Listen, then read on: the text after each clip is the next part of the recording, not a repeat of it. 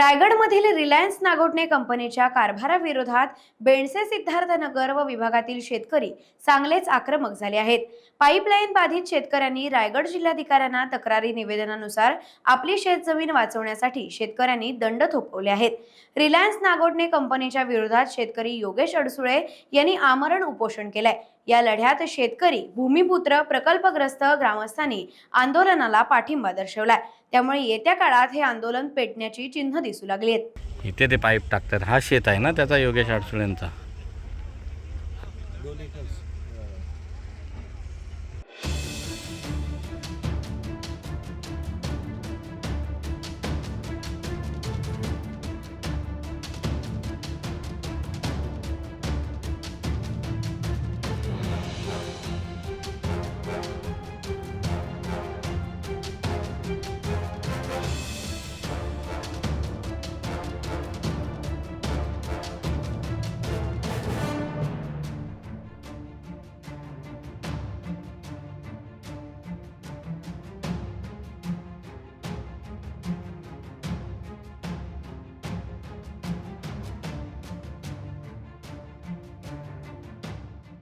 Times डिजिटलला like करा, share करा, subscribe करा आणि बेल आयकॉन दाबायला विसरू नका।